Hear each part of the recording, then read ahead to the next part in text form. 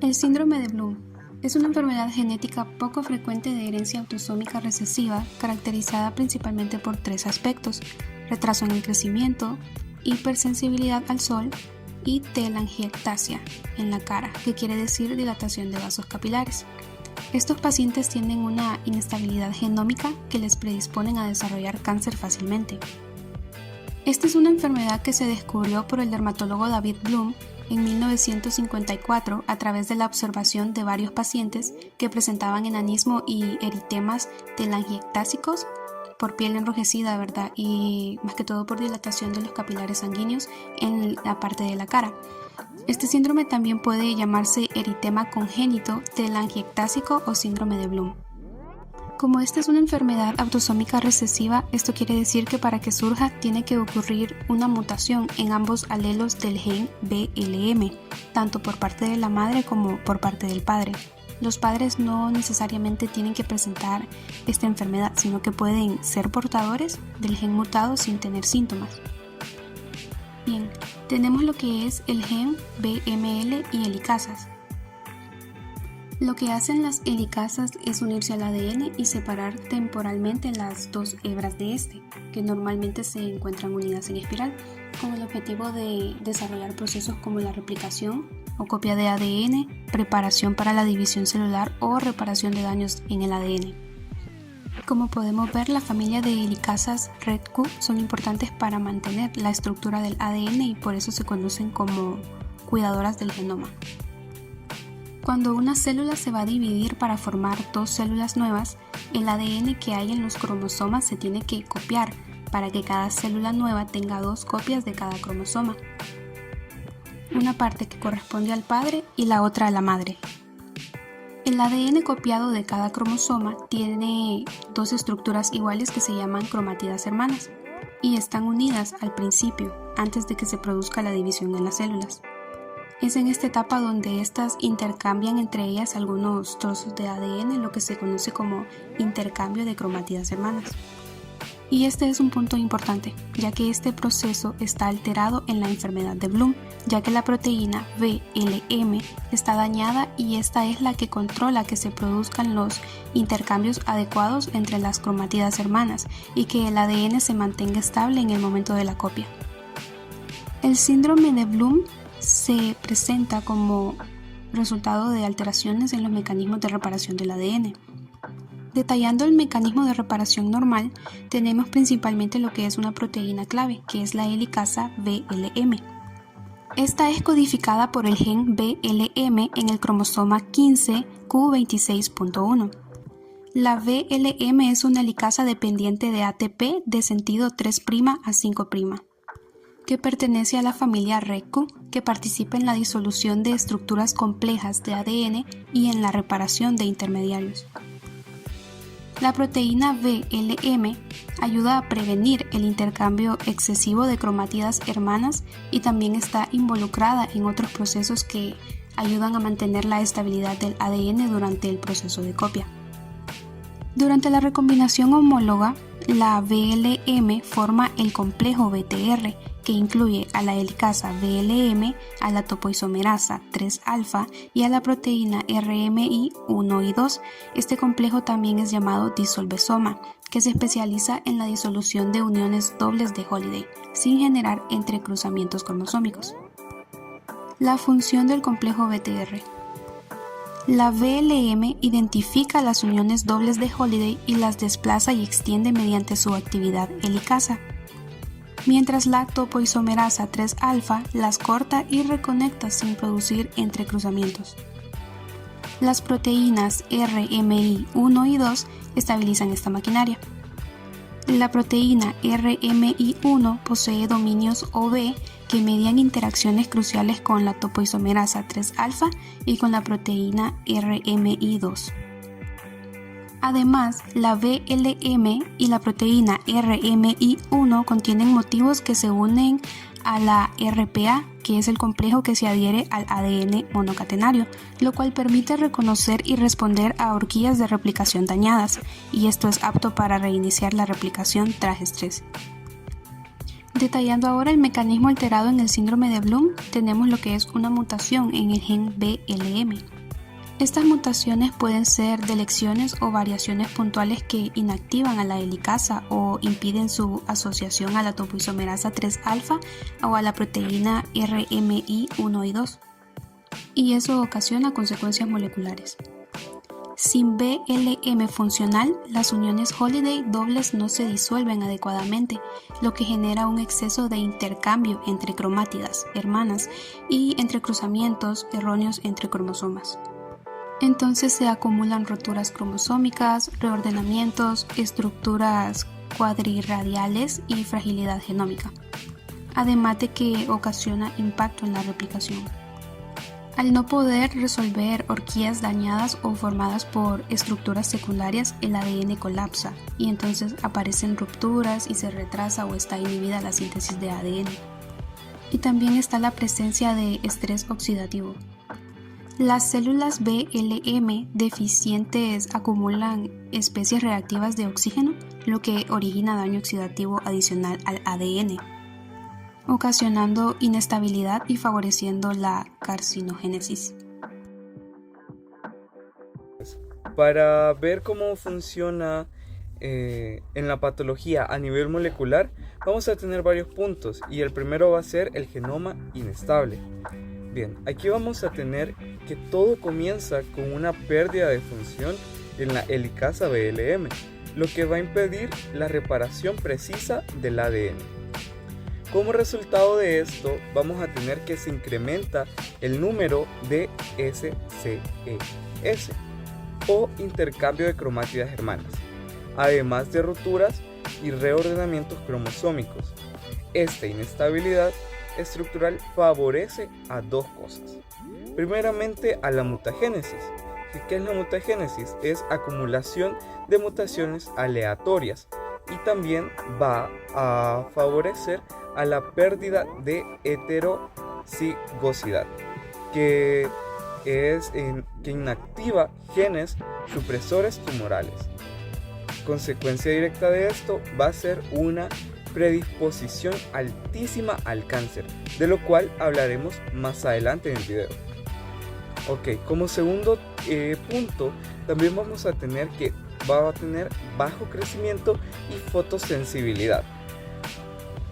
¿Qué tenemos aquí? Que el daño constante al ADN y la exposición al estrés oxidativo no solo afecta el genoma, también va a interferir con funciones celulares básicas.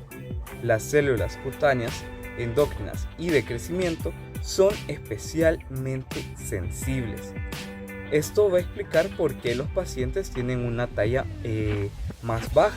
También tienen retraso en el desarrollo y una alta fotosensibilidad, ya que los rayos UV generan aún más daño en el ADN que no puede ser reparado eficientemente por la vía defectuosa de recombinación homóloga.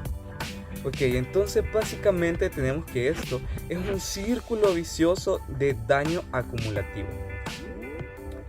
Bien, ahora como tercer punto vamos a tener la inmunodeficiencia, que básicamente nos dice que el sistema inmune también depende de una maquinaria de reparación de ADN funcional, especialmente en la maduración de linfocitos.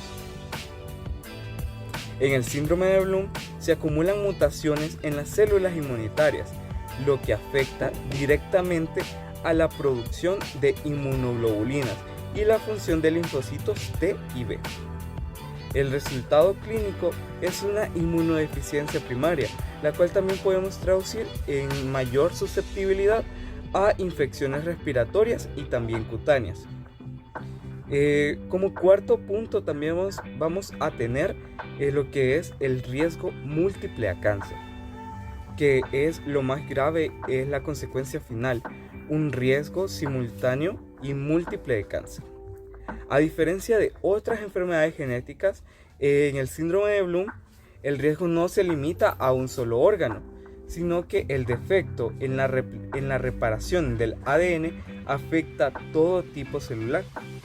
Así que pueden aparecer lo que son las leucemias, también los linfomas, carcinomas y también sarcomas. Esto todo en la misma persona y desde edades muy tempranas. En la manifestación clínica más temida y muchas veces la causa de muerte en estos pacientes. Ahora, como conclusión vamos a tener que el síndrome de Bloom es un ejemplo claro de cómo un defecto en una enzima puede desestabilizar absolutamente todo el sistema celular. Desde el crecimiento, la inmunidad, hasta la integridad genómica, todo se ve comprometido. Por eso, entender la bioquímica detrás de estas enfermedades no solo es importante, sino que también es esencial para poder avanzar en diagnósticos y posibles terapias en el futuro. El cuadro clínico.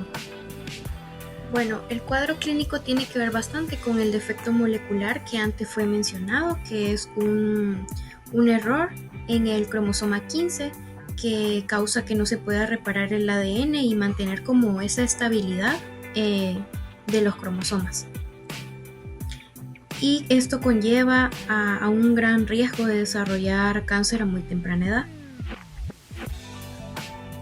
El cuadro clínico. Las personas con síndrome de Bloom presentan varios signos, específicamente característicos que pueden aparecer desde el nacimiento. Uno de ellos es la talla baja, que se puede notar desde su infancia.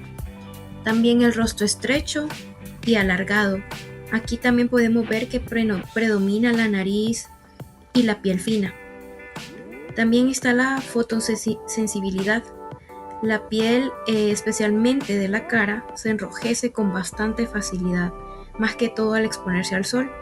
Y un signo bien característico es que se presenta en forma de mariposa. También están las manchas en la piel, que son áreas con falta o exceso de pigmento.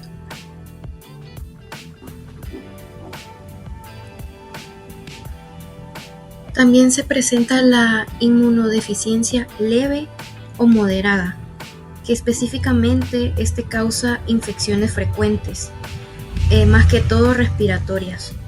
También se presenta infertilidad en la mayoría de los hombres y en las mujeres una menopausia precoz. Y lo más grave que se puede presentar, como ya antes se los había mencionado, que es el riesgo muy alto de desarrollar cáncer, incluyendo las leucemias, los linfomas, los tumores sólidos también, y muchas veces en la infancia y en la adolescencia es donde se presentan.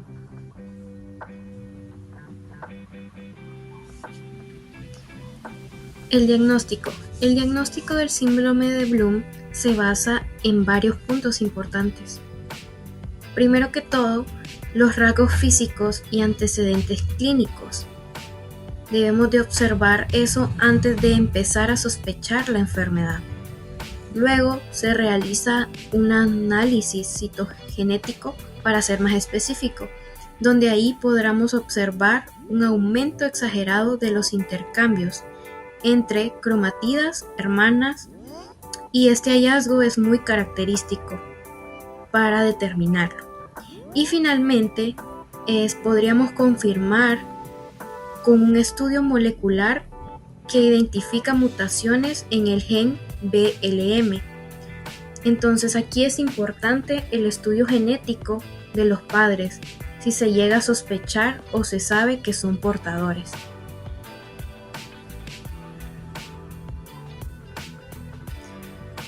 Tratamiento. Actualmente el síndrome de Bloom no tiene cura, pero sí se puede controlar con cuidados especiales. Podemos mencionar entre ellos el monitoreo constante para detectar cáncer lo más antes posible y evitar que sea irreversible. Este también incluye exámenes médicos regulares para llevar un chequeo y análisis específicos según la edad. También tomar en cuenta la protección contra el sol, usar la ropa adecuada y abundante bloqueador solar. El tratamiento rápido de las infecciones A veces es con el apoyo de inmunoglobulinas si el sistema inmune está bastante débil. También es importante tener un asesoramiento genético para toda la familia, para tomar las decisiones informadas si desean tener hijos, para prevenir en su futuro. Y en algunos casos, también el apoyo nutricional es importante o endocrinólogo para mejorar el crecimiento y el desarrollo. Y para finalizar tenemos el pronóstico. El pronóstico de las personas con síndrome de Bloom es muy reservado. La principal causa de complicaciones e incluso la muerte es el desarrollo de cáncer a edades muy cortas. Pero con un buen seguimiento médico es posible mejorar la calidad de vida de estos pacientes y detectar los tumores a tiempo.